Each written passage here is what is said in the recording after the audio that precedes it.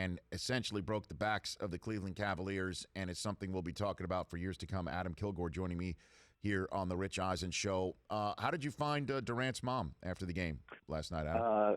Hi, Rich. Blind luck. Probably it's sort of like, it's funny at these finals. The NBA arenas can be like very congested places, especially at an event like the finals, where there's so many media, there's so many friends and family, sort of like milling around post game and pre game. And so basically, I was like trying to walk my way to the Warriors locker room, and I was sort of looking around, and I see there's Wanda Durant. They're the Durants are from the Washington area, so I don't know the family well, but I certainly know who they are, what they look like, and everything. So I said, okay, this is a good chance to say, sort of see things from her perspective. And she was great enough to share a little bit of her time. And so share it with our fans who may not have read your material. What did she say about this shot? And because we all know that Durant's close with his family, and this has been, for somebody who made a decision that everybody thinks was so easy and it was easy to succeed with, it's been fraught with, no doubt, a lot of pressure. No question. Yeah. So two interesting things. One about the shot itself. It kind of struck me as like so representative, and sort of like a crowning moment. Like Wanda Durant said that she sort of thought back to, when he was a kid, 7 years old in Sea Pleasant, Maryland, launching shots at the activity center. That very same shot she's watched in practice thousands of times, probably almost millions of times, going back to when he was a kid. And sort of all those small shots kind of build into this one big shot over LeBron James, the guy who in his NBA career has sort of been the one guy separating him from being really considered the best player in the world. So it was a very sort of crowning and fitting moment there. And the second thing she said was, I sort of tried to ask her about, her perspective on if the series in that moment sort of, validates for Kevin the decision to come to Golden State. And she gave a pretty good answer. She said basically no, because that decision was validated the moment he made it. He was kind of thing where he wasn't looking back. He didn't necessarily make a decision to win a championship. He made it because he wanted that opportunity, to go to a new and different city with new and different teammates that he was, sort of curious to play with and see how they could, change his game, how they could elevate his game, and that whatever happened, he was going to be totally justified, outcome aside. So I thought that was a pretty good perspective. I think it tells you a lot about who Kevin Durant is, too. Adam Kilgore, the Honda Insider reporter, here for us on the Rich Eisen Show from the Washington Post, and we appreciate him calling in today after his coverage of Game 3 from Cleveland. And so who is Durant, for those who just think he's maybe a carpetbagger and an opportunist at heart? Sure. Yeah, he's I think he's a pretty complex character. I think very sort of at the core of who he is, he wants to be liked. Which probably made the decision that he made to go to Golden State in the aftermath really challenging for him. Certainly it hasn't been like a challenging basketball experience in the NBA Finals, but I think it was a challenging experience for him starting from the moment he joined the team. I think sort of fitting his game, considering his personality, into the Golden State Warriors was a pretty difficult sort of process for him, because he's so gifted that they sort of need his individual brilliance as a scorer to reach the highest level. But his natural tendency is to, I think, is to defer.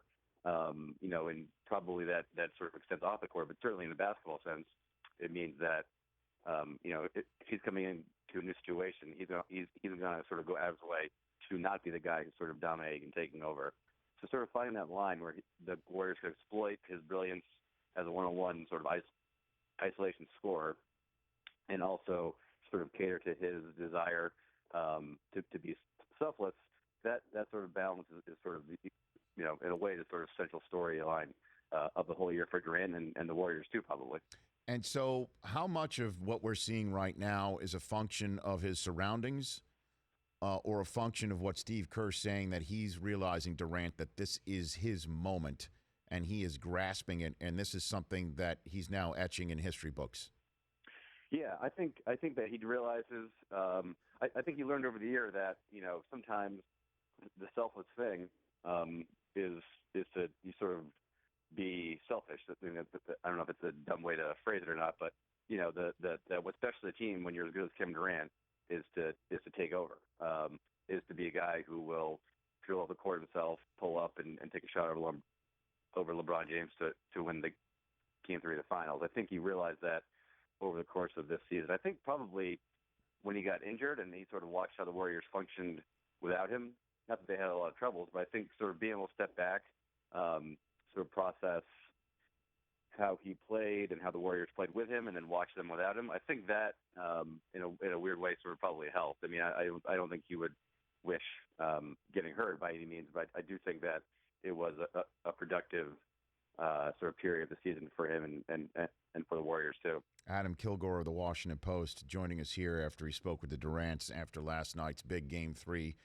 3-point shot from Durant, joining us here in the Honda Insider Report. What was it like in the building last night when that happened?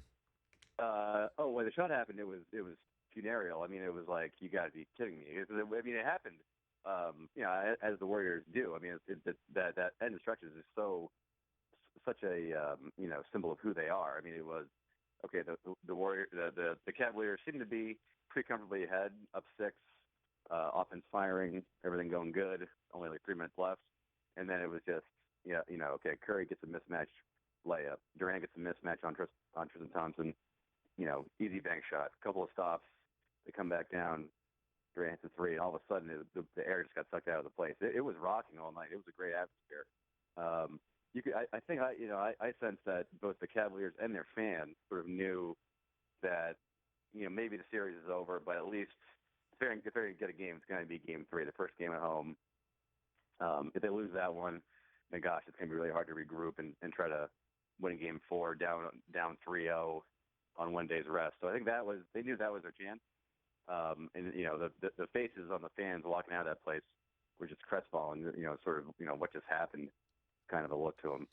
And I know you also wrote a piece on Steve Kerr coming back. What did you learn about Kerr and how he was dealing with what he was dealing for him to get back and coach these last 2 games of the NBA Finals that you already didn't know, Adam?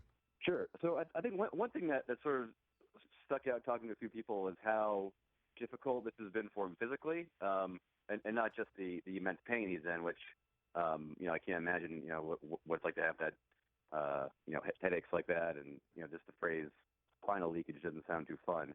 But also sort of whatever, and the Warriors and people around him are not sort of forthcoming with exactly what he's going through, but it sounds like that he's going through a lot of sort of, whether it's rehab or various sort of medical not experiments, but just trying to find something that will ease his pain.